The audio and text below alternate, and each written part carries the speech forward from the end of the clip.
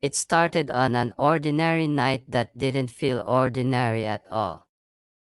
I remember the sound of the clock, the faint hum of the air conditioner, and the silence that had slowly become the language of my marriage.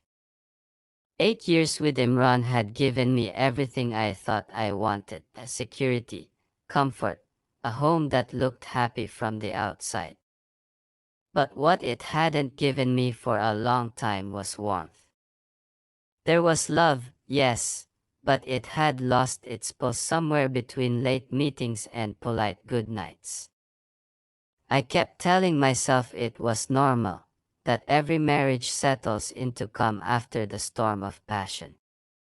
But deep down, I knew what I missed: the man who used to listen, touch my hand just because, and look at me like I was the only one in the room. That night, we sat across from each other at the dining table, a bottle of wine between us that neither of us really wanted. Imran had been quiet all evening, scrolling through his phone, his expression unreadable. Then, out of nowhere, he said it, the words that didn't make sense until they sank deep enough to leave a mark. "If you ever wanted someone else," he said, "would you tell me?"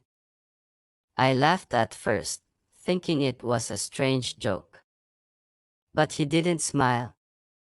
His eyes stayed fixed on mine, serious, almost searching.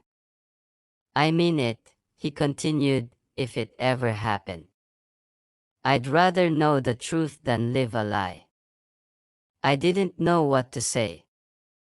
I asked him what kind of question that was for a husband to ask his wife. He shrugged, saying he just wondered how far honesty could go before it broke something. I told him he was being ridiculous, but the way he looked at me made me feel like he'd opened a door I wasn't ready to see behind. After that night, the conversation became a shadow between us. He didn't mention it again immediately, but it lingered. It was there in his smirk when he caught me lost in thought. It was there when he kissed me goodnight without really kissing me. That a week later, we attended a dinner at one of his colleagues' homes. I wasn't in the mood to go, but I went anyway, pretending everything was fine. That's when I met Ryan. He was one of Imran's old college friends, someone I'd heard about but never met.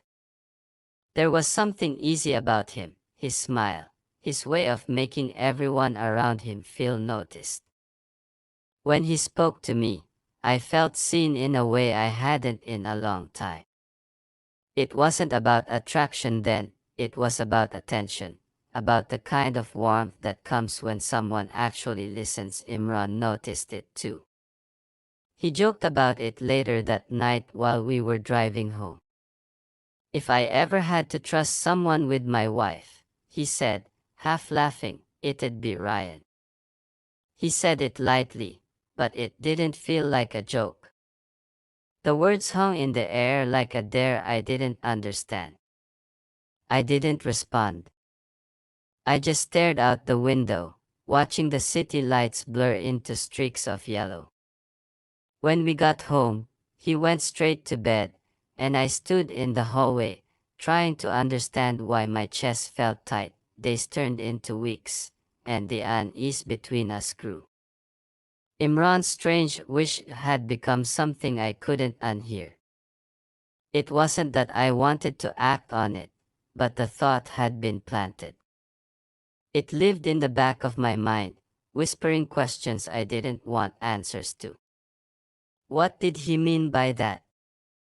Was he testing me, or giving me permission? The confusion was exhausting. One evening, I ran into Ryan at a coffee shop near my office. It wasn't planned. He greeted me like an old friend, kind and casual, asking how I'd been. We talked for a few minutes, and I realized how long it had been since I laughed without forcing it. When I told Imran about it later, he didn't react the way I expected. He just smiled faintly and said, "Good. You need people around you." I wanted to ask him what that meant, but I didn't. His tone carried something I couldn't decode, approval or indifference. I wasn't sure. That night, lying beside him, I thought about how far apart we'd drifted. He was inches away from me, but it felt like miles. I wanted to reach out, to pull him back, to remind him that I was still here, still his. But I didn't. Maybe I was afraid that even if I did, he wouldn't reach back. Instead, I stared into the dark, hearing his words again. "If you ever wanted someone else, would you tell me?" The next morning, I watched him leave for work, his tie slightly crooked, his smile tired but polite. I realized then that he had created a space between us, not out of anger or disinterest, but out of something I couldn't yet name. Maybe it was curiosity, or control, or a strange kind of test he thought love could survive. But what he didn't realize was that his wish had done something irreversible. It had made me look at myself differently, question things I used to take for granted. It wasn't about wanting someone else, it was about wondering why he'd even imagine it. Why a man who once swore I was his whole world would casually open the door for someone else to enter it. And the cruelest part was, he didn't just open it. He left it unlocked and walked away, as if daring me to see what would happen if I stepped through. That night, I couldn't sleep. I sat by the window, listening to the city outside, my reflection caught in the glass. I realized something had shifted in me. Not love, not loyalty, but the certainty I once had about us. Imran's words had become a quiet storm, and I knew, whether I wanted it or not, something inside me had already started to change.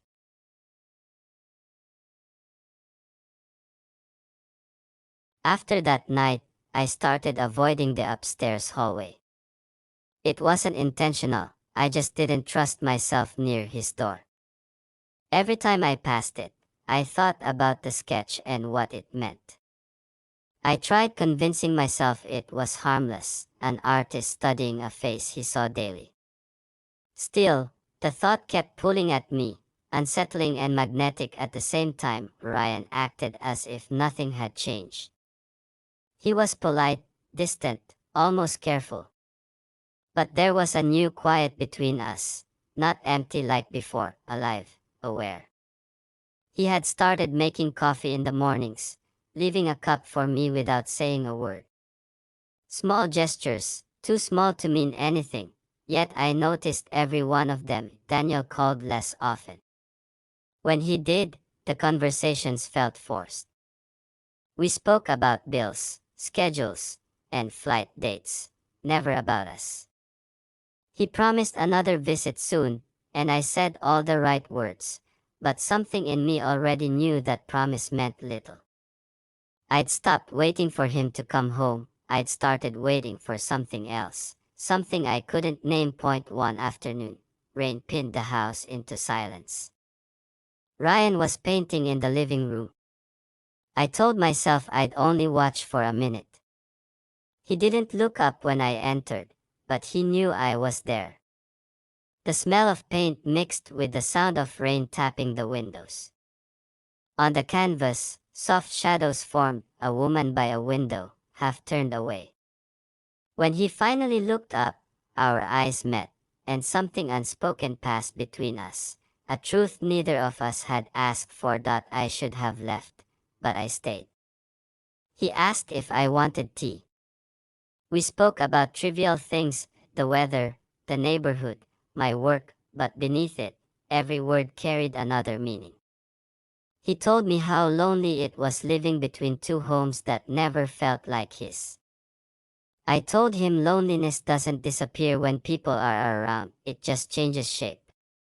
He nodded, and for a second, I saw myself reflected in him, two people caught in different versions of the same emptiness. That night, I thought about boundaries, about the invisible lines we draw to feel safe. I'd crossed one already, the moment I let empathy turn into something more. It wasn't desire in the way people assume, it was recognition, the kind that pierces deeper than touch. Guilt followed like a shadow, but the guilt made it real. The days blurred. I started noticing how he listened when I spoke, how he remembered the smallest things I said. Once, I mentioned a book I loved years ago.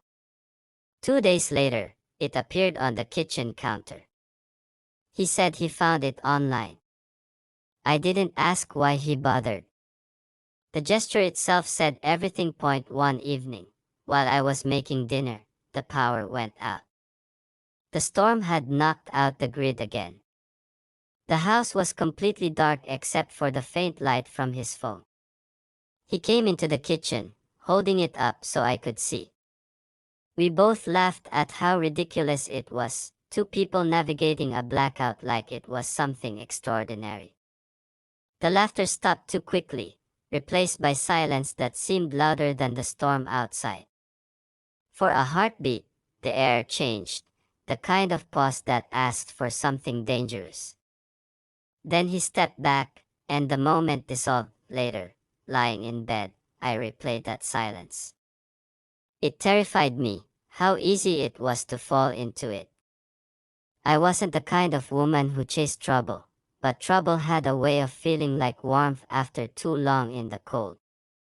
I told myself it had to stop, that I needed to build distance again. But the next morning, he asked if I wanted to go for a walk. And I said yes. The park was nearly empty. The sky still heavy with clouds. We walked without speaking for most of it. When he finally spoke, his voice was quiet. "You don't have to pretend you're okay," he said. I wanted to ask what made him think I wasn't, but my throat tightened. Some days I forget what okay feels like, I admitted. He looked at me then, eyes filled with a kind of honesty that left no space for pretense. "You remind me of someone trying to hold everything together for everyone else." I didn't answer, but he was right. Back home, Daniel's call came just as I stepped inside. He sounded tired, distracted, his attention elsewhere. He mentioned extending his trip again. I didn't argue. When I hung up, I found Ryan standing by the stairs, pretending not to have heard. The look on his face told me he had. I didn't say a word, just walked past him, but the silence between us said what words couldn't. That night, I dreamt of nothing but noise, doors closing, voices fading, clocks ticking too fast. When I woke up, the house felt foreign.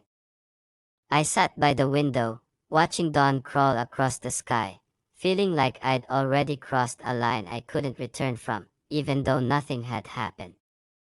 That was the cruelest part, how guilt could exist without sin, how emotion could feel like betrayal long before action ever touched it. The next few days passed in careful distance.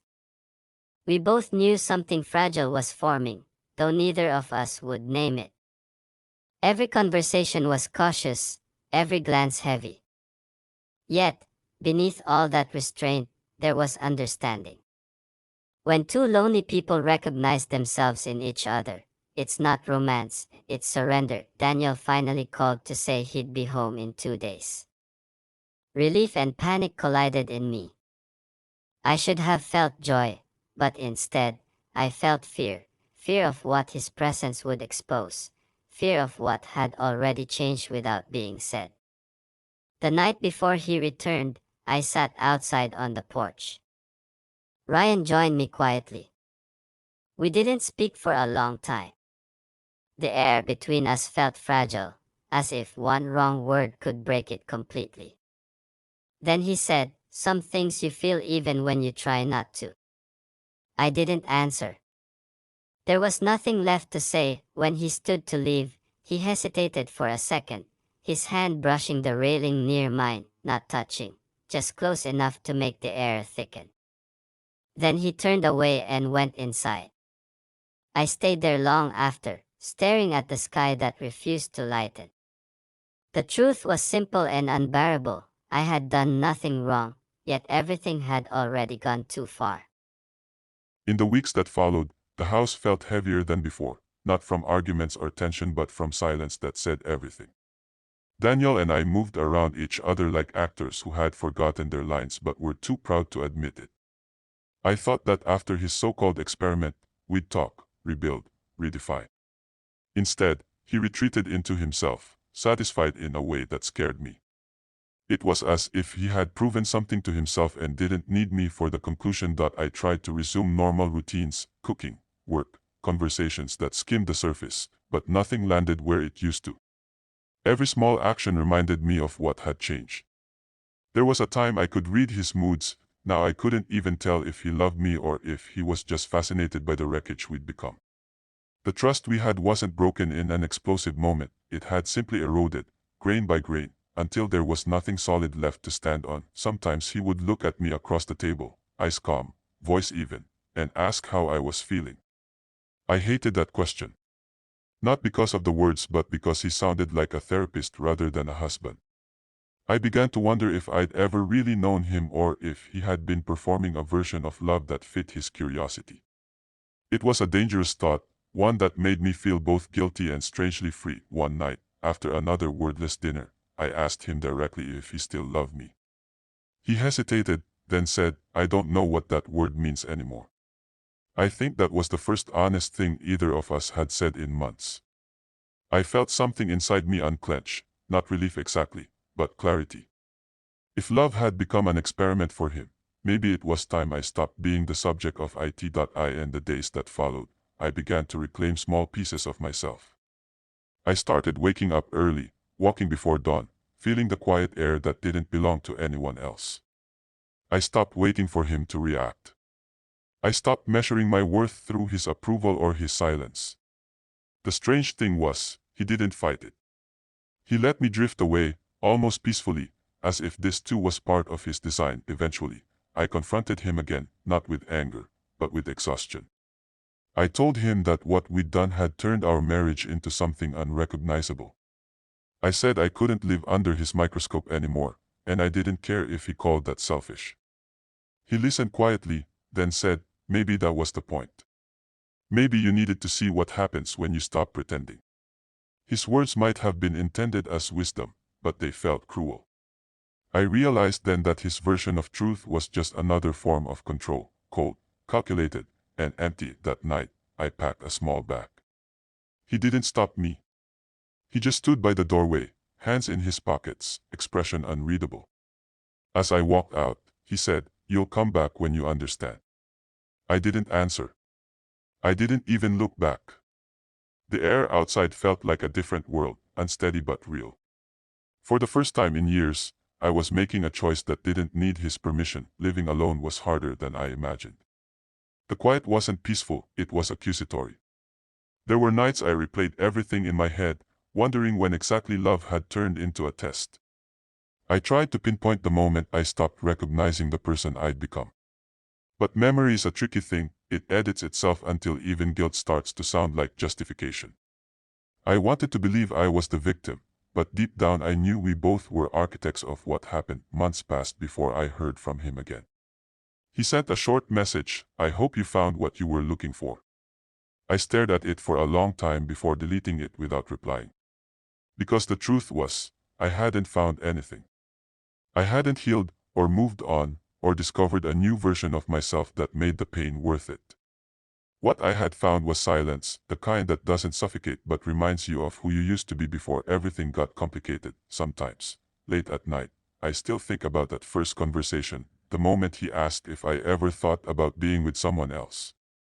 If I could go back, I'd tell him the truth, that I didn't think about it until he made me. That curiosity can be poison when disguised as honesty. And that once you open a door like that, you don't just walk through it, you leave parts of yourself behind that never come back. That I see now that what he called honesty was never about love. It was about control, about breaking something to see what it's made of. And maybe that's what love does when it stops being tender, it turns into dissection. I wasn't innocent, but I wasn't cruel either. I was just someone who wanted to feel alive, and I mistook destruction for freedom. When people ask why our marriage ended, I tell them it was because we told the truth. They usually look confused, maybe thinking I'm being poetic. But I'm not. The truth is what ended it. Because sometimes, when you dig deep enough to find what's real, you realize it's not love holding you together, it's the fear of what happens when you let go, and so, I did. I let go. I never saw him again, but I still carry the lesson he forced on me, that love built on curiosity instead of compassion is doomed to collapse. That some truths should never be tested. And that once a heart is treated like an experiment, it stops being capable of wonder. In the end, he got what he wanted. He understood me, just not the way he imagined. He saw what happens when you push someone to their breaking point and call it honesty. And I learned that even in betrayal, the hardest person to forgive isn't the one who hurt you, it's the version of yourself that let it happen.